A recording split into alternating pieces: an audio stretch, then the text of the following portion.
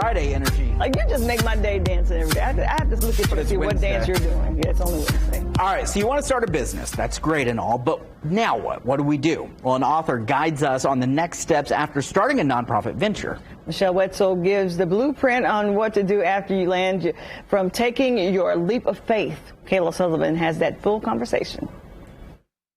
She's interviewed more than 60 nonprofit experts in order to share their expertise and cautionary tales when it comes to starting a nonprofit, and to put it all in a book called So You Want to Start a Nonprofit?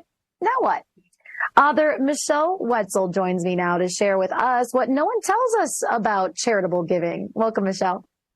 Thank you. It's nice to be here. So what can you tell us about charities in the United States? Well, there are over 1.7 million of them, public charities. And in my state of Delaware, there's approximately one charity for every 1,000 residents. So there's quite a lot of them out there. Absolutely. And if someone wants to volunteer or donate to a charity, how do they know it's a good one that's worthy of their time or money? Well, it's definitely worth checking into. You can look at the charity's goals and mission and check their background and see how long they've been in existence, and just make sure that they are using the funds that they've been given so far in the right way. You want to make sure that they're spending about 90% or more of every dollar given on the actual mission and the programs that they're running. So what prompted you to write this book?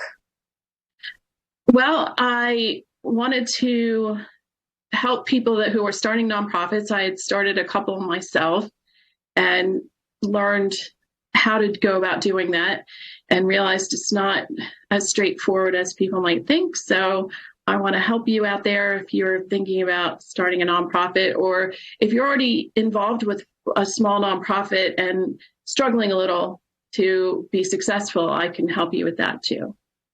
I'm curious about, what your background is and how you came to the nonprofit arena.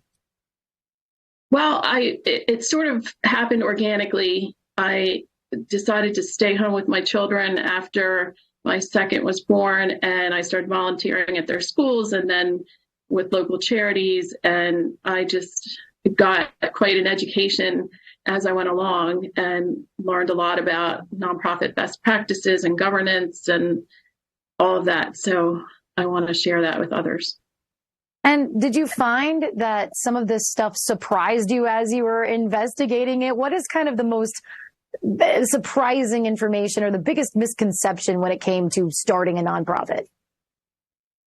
Well, most people think that it's very easy to just start and run a nonprofit, and you can get grants if you have a nonprofit, and that is not the case. It's very difficult. There's a lot of competition. As I mentioned, there's so many nonprofits already out there doing good work. So you need to make sure that what you're doing fills a unique hole in your area, and that you're really going to make a difference. And you probably need to have a track record of that before you will get grants from businesses or other nonprofits or foundations. I'm assuming, you were in this to help others, right? I mean, you wished you would have had a book like this helping you through the process. So obviously, what's your goal? I'm sure you're really wanting this to make a difference, because at the end of the day, nonprofits are meant to help people. Right. And I gained quite a lot of information in all of the interviews that I did for the book from all of these nonprofit experts I interviewed. And I would love to be able to help others with all of what I have learned. I love it. Now I want you to write a book about how to write a book about a nonprofit. Just how to learn all that too. Exactly. All right. Well, thank you so much. It was nice to meet you. And thanks for doing all that you do to help others. We'll be right back. Thank you. After this.